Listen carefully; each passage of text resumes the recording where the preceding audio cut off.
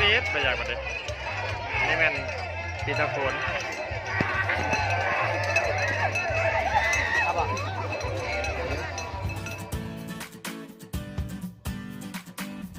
สวัสดีพี่น้องเฮายินดีต้อนรับท่านเข้าสู่โครงการก้าวหน้ามาซับกับข้าเจ้าบ่าวนามนคนขายดินเนี่ยมีก้าวหน้ามาซับเป็นโครงการหัวเสียง1/1ซึ่งมีหน้าที่11กว่าเฮกตาร์แต่ว่าพัฒนาไปแล้ว8เฮกตาร์ปลายมี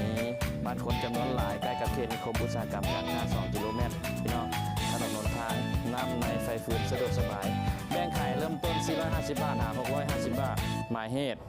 ดินโครงการก้าวหน้ามาซับมีทั้งหมดในของเขตนี้มี9โครงการในท่านเลือกซื้อตามใจเลือกจ่ายตามวงเงินส่วนเหลือผ่อนยาวๆน้ำกันไปถึง24 เดือนจ่ายสดหับส่วนลด 5% และของแถมให้เลือกอีก1รายการไปเบิ่งน้ำกันเลยพี่น้องเขา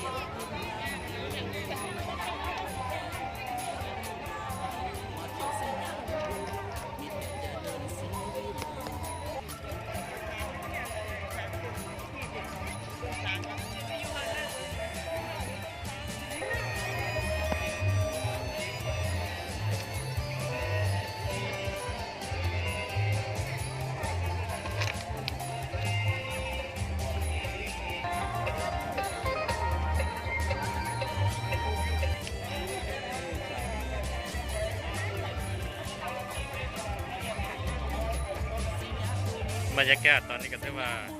เป็นตาห้างเป็นตาแพงพี่น้องเขาคือลูกไปลอยยิ้มบรรยากาศตอนนี้ก็ถือว่ากำลังแออัดน้องเขาก็2023เดี๋ยว2024ก็มาผู้ใดพันมาออกมาแล้วก็จะเป็นกำลังหาวาดเข้างานแสดงได้เข้าบ่ได้อัดหลายก็ทีมงานว่างว่าแม่นเหรอว่าไหนใช่ว่าไหนใช่มาลงทางเนาะดงดอกไม้ดงดอกจำปา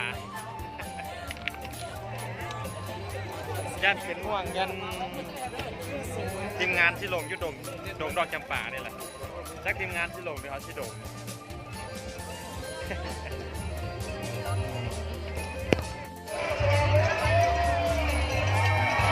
ฟีดไปอย่างมันเลยนี่แม่นปีตะโคน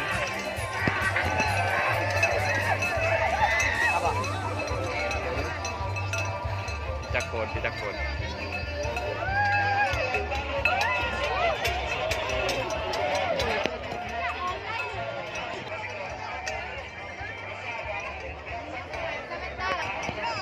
อันนี้เป็นคนบ้านเดียวกันนะเด็ดนะคนบ้านตรงวาง ยับก่อน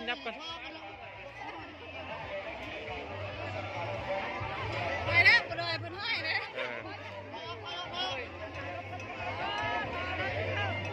ซอยก่อนรถเข้า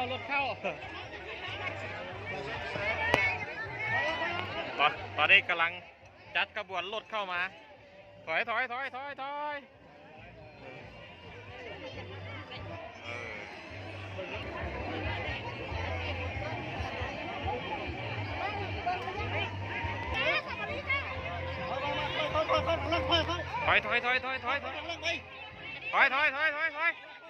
เข้าทางหลังไว้ถอยรถถอยไว้ถอยไว้ซอยกันถอยเห็นเมียละ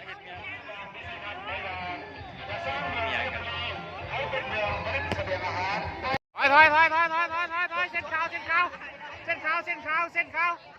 ถอยรถเหยียบตีนเด้อบางยาดิน่ะบ่ถอยรถเหยียบตีนเด้อถอยแม่พอเท่า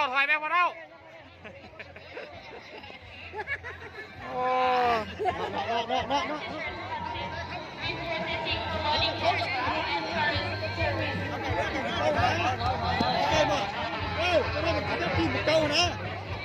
เข้ามาถอย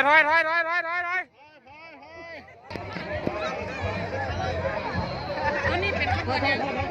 จังหวะถอยไปเชียร์พัดแล้วดิ ไปยืนอยู่ข้างใน ถอยรถชิดต่ำนะนี่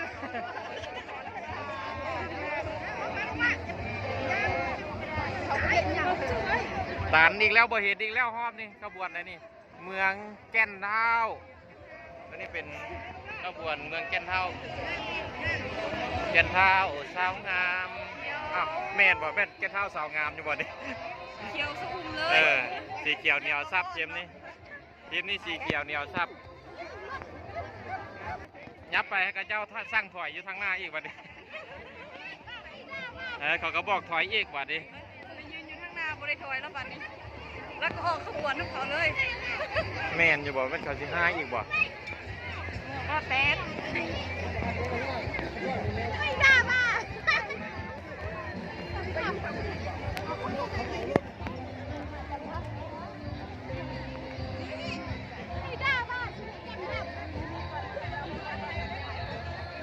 เมืองบ่แตน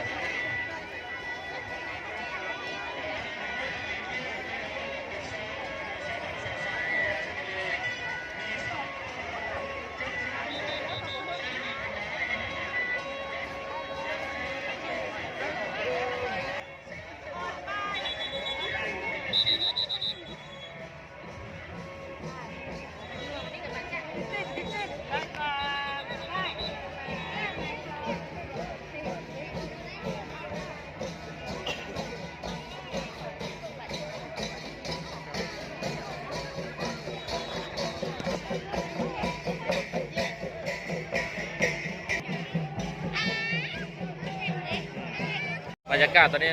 ขบวนสร้างกำลังมาพี่น้องเขาแต่ตอนนี้ขบวนคนนี้แออัดหลายกว่าขบวนสร้างอีกวันนี้สร้างจะเห็นแต่คนพี่น้อง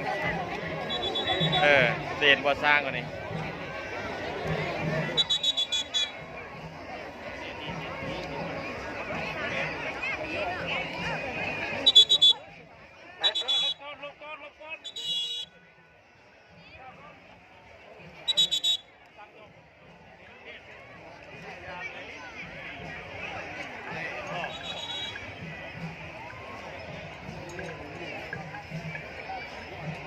เอาดูจูงห่างกันมาอยู่ ยังดู